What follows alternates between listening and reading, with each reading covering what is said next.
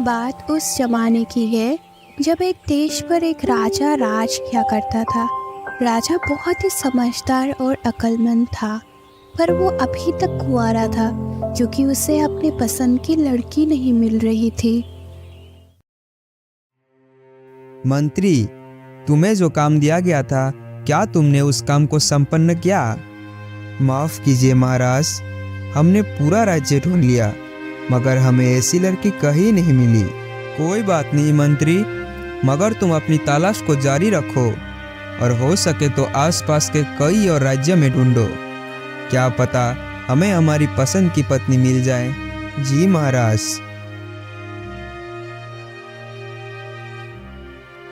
राजा चाहता था कि उसकी रानी इतनी खूबसूरत हो कि चांद भी देखे तो वो शर्मा जाए, और वो समझदार इतना हो कि बड़े बड़े विद्वान भी उसके सामने पानी भरे।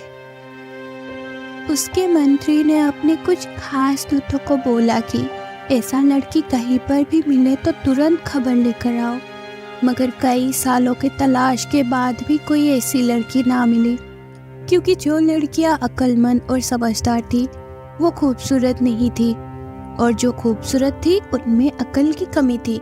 राजा को समझ नहीं आ रहा था कि वो करे तो क्या करे।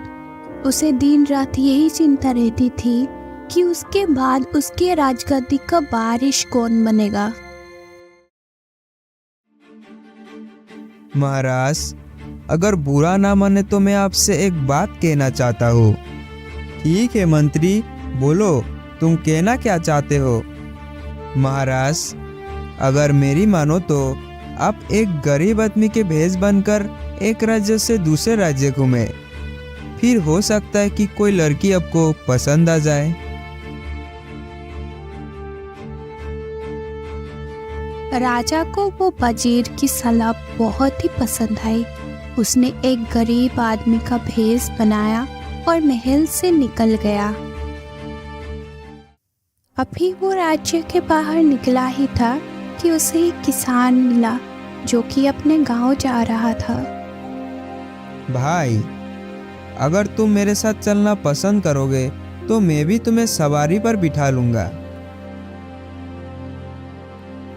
अरे भाई, तुम तो खुद ही पैदल चल रहे हो, तुम मुझे सवारी में क्या बिठाओगे? राजा ने उस बात का कोई भी जवाब नहीं दिया और दोनों साथ साथ चलने लगे। वो दोनों थोड़ी ही दूर गए होंगे कि वो एक खेत के पास से गुजरे जिसमें गेहूं का फसल खड़ी थी। कितनी शानदार फसल है, बहुत अच्छी फसल है, लेकिन पता नहीं कि ये फसल कटी हुई है या बिना कटी। तुम्हें नजर नहीं आता कि ये फसल कटी हुई है या बिन काटी?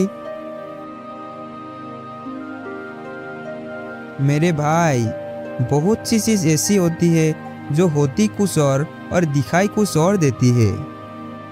बेचारा किसान को ये बात समझ में ही नहीं आया। वो चुपचाप ही रहा। वो अभी थोड़ी ही दूर गए होंगे कि सामने से एक अर्थी लिए जा रहे थे। लोग एक मुर्दे को शमशान घाट लेके जा रहे थे। यह आदमी जिंदा है या मुर्दा? तुम्हें दिखाई नहीं देता क्या? अगर ये जिंदा होता तो लोग इसे शमशान घाट क्यों ले जाते? तुम्हारे दिमाग का जरूर कोई पेच ढीला है। इसके बाद वो आगे बढ़ने लगे। चलते चलते शाम हो गई और किसान का गांव भी आ चुका था। अरे भाई, तुम कहाँ जाओगे? मेरी मंजिल अभी बहुत दूर है, परंतु सोचता हूँ कि सुबह को ही जाऊँ, क्योंकि मैं थक भी गया हूँ और भूख भी लग रही है। तुम्हारे गांव में कोई सराय तो होगी? देहाती बहुत मेहमान नवाज होते हैं, किसान ने सोचा। बेचारा इतनी रात को कहाँ जाएगा, कहाँ धक्के खाता फिरेगा? पता नहीं इसके पास पैसे भी है या नहीं। क्यों ना इसे अपने घर पर ही ले चलूं। एक रात की ही तो बात है, सुबह तो ये चला ही जाएगा। अरे भाई, ये छोटा सा गांव है, यहाँ सराय कहाँ पर होगी? तुम मेरे साथ मेरे घर पर चलो और खाना पीना करके तुम वहीं पर सो जाना। तुम हमेशा खुश रहो। तुम्हारे घर में कितने लोग हैं? 3 लोग हैं। एक मैं, मेरी पत्नी और मेरी बेटी है। क्या तुम्हारी लड़की की शादी हो गई? अभी नहीं, लेकिन सोचता हूँ कि इस बार फसल बेचकर उसके हाथ पीले कर दूँ।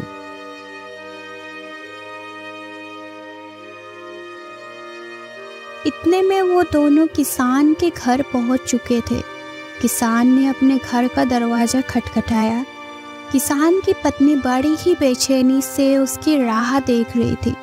उसने एक अजनबी के साथ किसान को देखा तो कुछ हैरान सी हुई। किसान का घर था छोटा सा, मगर बहुत ही खूबसूरत और साफ सुथरा। लगता था कि किसान ने अपनी उम्र भर की कमाई मकान पर ही लगा दी थी। एक किनारे पर दिया जल रहा था। तभी दूसरे कमरे से एक लड़की बाहर निकली। ऐसा मालूम हुआ कि चांदनी खुद जमीन पर उतर आई है। कितना खूबसूरत मकान है, मगर एक ईंट की कमी है। किसान ये सुनकर झंझना गया। उसे लगा उसने इतनी मेहनत से ये मकान बनाई है, जबकि राजा कहता है इसमें एक ईंट की कमी है। अच्छा भाई, अब इन बातों को छोड़ो, जल्दी से हाथ मुंह धो लो, फिर हम दोनों खाना खाते हैं।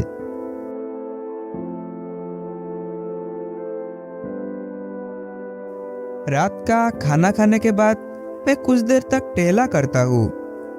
यह सेहत के लिए बहुत ही अच्छा है। मैं कुछ ही देर में वापस आ जाऊंगा। दरवाजा बंद कर लो।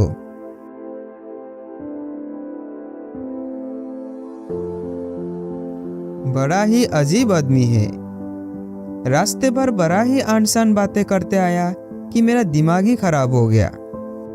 ये कहकर उसने अपनी पत्नी और अपनी बेटी को शुरू से अंत तक सारी बात बता दी। लड़की ने एक एक शब्द बड़ी ही गौर से सुना और कहने लगी, पिताजी, ये आदमी कोई बेवकूफ़ नहीं बल्कि बहुत ही अक्लमंद है। अरे बिटिया, जरा सोचो तो, हम दोनों पैदल ही जा रहे थे कि इसने मुझे कहा कि अगर तुम मेरे साथ चलना पसंद करो तो मैं तुम्हें भी सवारी पर बिठा लूँगा। ऐसी बात भला कोई अक्लमंद आदमी कर सकता है? पिताजी, उसका ये कहना बिल्कुल सही था। जब कोई आदमी सफ़र करता है तो थोड़ा सा फासला भी काटे नहीं करता, लेकिन अगर 2 आदमी साथ चले और बातें करते रहे तो लंबा सफ़र भी कम लगने लगता है। सवारी में बिठाने का उसका वही मतलब था कि आओ मेरे साथ बातें करते हुए चलो, तुम्हें थकान महसूस नहीं होगी और तुम यूँ समझोगे कि जैसे सवारी में जा रहे हो। खैर चलो, ये बात मैं मान लेता हूँ, लेकिन आरती को देखकर उसने ये क्यों कहा कि ये जिंदा है या मुर्दा? पिताजी, इस बात का भी गहरा मतलब है। अगर कोई बहुत ही अच्छा, ईमानदार और लोगों के भलाई करने वाला मरता है तो लोग उन्हें मरने के बाद भी याद रखते हैं। वो लोगों के यादों में जिंदा रहते हैं।